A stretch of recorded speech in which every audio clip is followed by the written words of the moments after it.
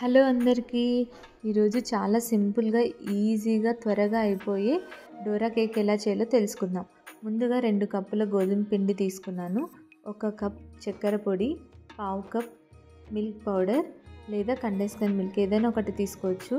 1 table spoon honey, 1/2 table spoon vanilla essence వేసి ఒకసారి బాగా కలుపుకోవాలి.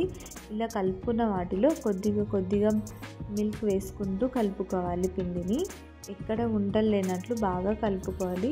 ఒకేసారి మిల్క్ వేసేసుకుంటే మనకు బ్యాటర్ కన్సిస్టెన్సీ ఎక్కువ అవుతుందో థిన్గా అవుతుందో తెలియదు కదా, అందుకోసం కొద్దిగా వేసుకుంటూ కలుపుకోవాలి. నాకు ఒక పెద్ద కప్ నిండా పాలు పట్టాయి ఈ బ్యాటర్ కన్సిస్టెన్సీ.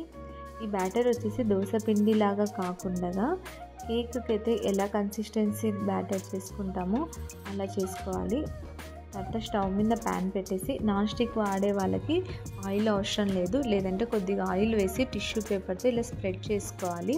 నేను ఒక మెజర్మెంట్ కప్ తీసుకున్నాను, ఎందుకంటే అన్ని ప్యాన్ కేక్స్ ఈక్వల్గా రావాలని. ఇలా వేసేసి మనం స్ప్రెడ్ చేయాల్సిన అవసరం లేదు, ఆటోమేటిక్గా అది స్ప్రెడ్ అవుతుంది. ఇలా మూత పెట్టేసి 2 నుంచి 3 నిమిషాల సేపు లో ఫ్లేమ్లో కాల్చుకోవాలి. ఇలా మరోవైపు కూడా ఒక 30 సెకండ్లలో కాల్చేసుకొని ప్యాన్ కేక్స్ అన్నీ ఇలానే రెడీ చేసుకోవాలి. నేను తీసుకున్న మెజర్మెంట్స్కి 6 ప్యాన్ కేక్స్ అయ్యాయి, అంటే 3 డోరా కేక్స్ అండి.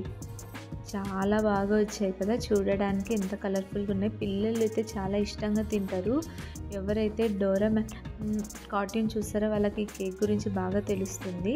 నేను చాక్లెట్ సిరప్ వేసుకొని స్ప్రెడ్ చేసుకున్నాను, లేదంటే న్యూట్రిల్లా కానీ లేదంటే చాక్లెట్ తెచ్చుకొని మెల్ట్ చేసుకొని కూడా మనం స్ప్రెడ్ చేసుకోవచ్చు.